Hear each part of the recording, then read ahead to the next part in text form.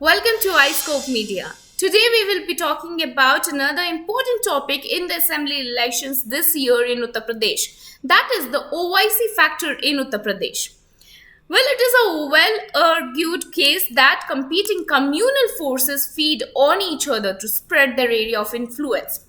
The same is on display in the ongoing assembly election in Uttar Pradesh.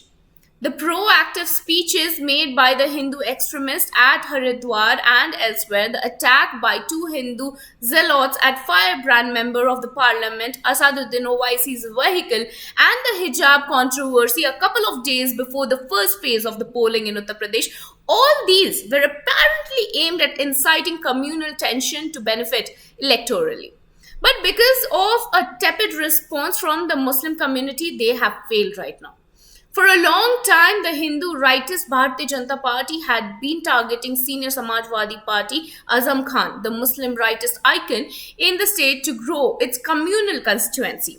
But Azam Khan has been out of the scene for quite some time as he is incarcerated. In such a situation, Owaisi, who is the president of AIMIM and a radical advocate of Muslim cause, jumped into the fray in UP in a big way. Well, political analysts felt Owaisi would fill the void created by Azam Khan's absence and help BJP wipe up communal passion. But that has not happened because of a measured response from a Muslim community. Well, Owaisi, a barrister by profession, has won 2 assembly and 4 Lok Sabha elections from Hyderabad. He seems to possess a dual personality. He has been to jail for holding aggressive demonstrations and delivering proactive speeches. On the other hand, he is considered to be a true nationalist. He has opposed the two-nation theory of Jinnah. He always referred to Jammu and Kashmir as an internal part of India and demanded action against Pakistan terrorists Zakir Rahman, Lakhvi and Hafiz Said. Well, Owaisi has been a successful parliamentarian, always seen taking the government to task for violation of constitutional rights and human values. He was awarded the 2014 Sansad Ratna Award, which means the gem of parliamentarians, for his performance in 15th Lok Sabha, which was 2009 to 14. With the massive success of BJP in some states and parliamentary elections, Owaisi could sense an opportunity to expand his party's footprint in other states as well. Well, today his party has several municipal councillors and MLAs in states such as Maharashtra, Karnataka, Gujarat, Bihar and UP. In 2019, his party won a parliamentary seat for the first time outside Hyderabad, when its candidate defeated Shiv Sena candidate in Aurangabad, Maharashtra. He has been trying to get a foothold in UP also. In 2017, his party contested on 78 seats local body election in the state and managed to win 31 seats. He also participated in the last assembly election but could not win a single seat out of the 38 seats that the party had contested. It got a total of 2 lakh votes. Just one of its candidates was runner-up in the Muslim-dominated Sambhal, and only 4 candidates could secure their deposits. Well, Muslims constitute about 20% of the UP's population. Out of 403 constituencies in the state, they can impact the election results in 110 if they vote in bloc in favor of any one party.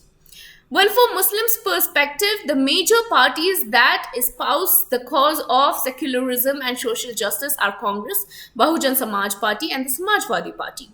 Well, these parties have been working hard to get a major chunk of the Muslim votes, and they don't want Owaisi's AIMIM to play a spoiled sport.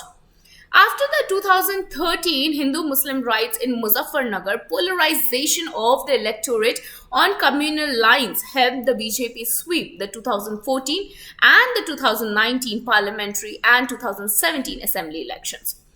But the recent year-long farmers' agitation has brought 2 communities closer.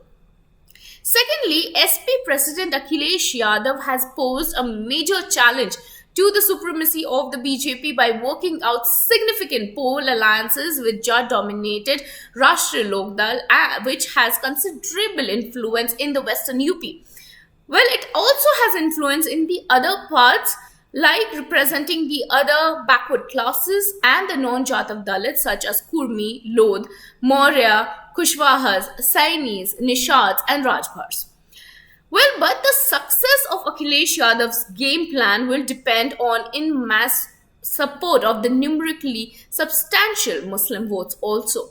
Muslims vote strategically to defeat the BJP, but in several constituencies, they may fail to decipher the main challenger to the ruling party and end up dividing their votes to the advantage of the BJP. Well, a number of Muslims, when spoken to, were not worried about AIMIM as it has failed to generate substantial support in UP. Owaisi has fielded several Muslim candidates in the 58 constituencies in Western UP that went to poll on February 10.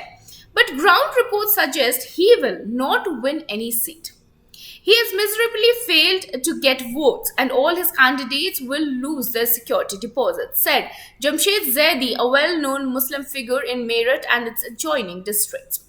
Muslims may go to Owaisi's meeting in good numbers out of curiosity, but his party will not get any significant number of votes, said Asif Anwar, a businessman of Kanpur as well. Well, in the adjoining city of Unnao, Ali Imam pointed out that the lack of any demonstrations in sympathy after the attack on Owaisi and dismissed him as an insignificant political force. They also pointed out that Muslim-oriented parties such as Muslim League have never been a favorite of Muslims and the community has always voted for secular parties such as Congress, the SP and the BSP. This time, there appears to be a clear consensus among the Muslim in favor of the Samajwadi Party, mainly because of the party is in a good position to defeat the BJP.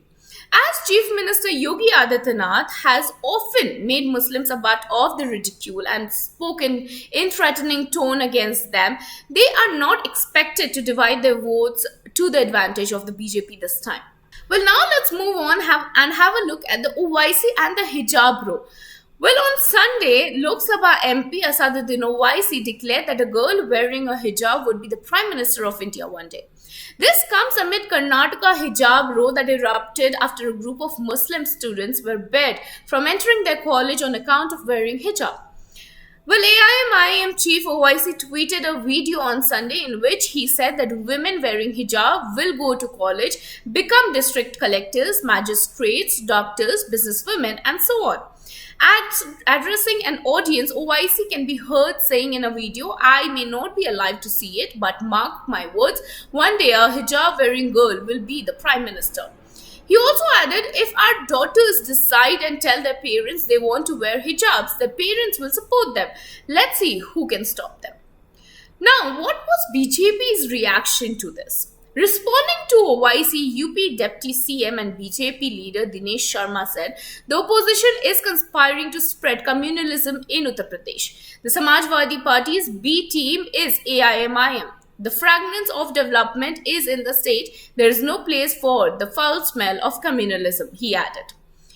Meantime, Telangana MLA T. Raja Singh of the BJP said, as long as the BJP is there, no burkhawali will come the Prime Minister. No matter how much you increase your population, we will not let this dream of yours come true.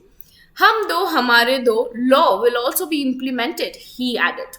We will know very well how to put a break to your population, he added again. Well, this was all about the Owaisi factor in Uttar Pradesh and also the Owaisi factor in the different states that's going on due to the hijab rule, especially in Karnataka. But the Owaisi factor currently is going on a little more in Uttar Pradesh. Let's see what happens next. Stay with us. We shall bring you more interesting topics like this to talk upon. This is Aparna Singh reporting for iScope Media.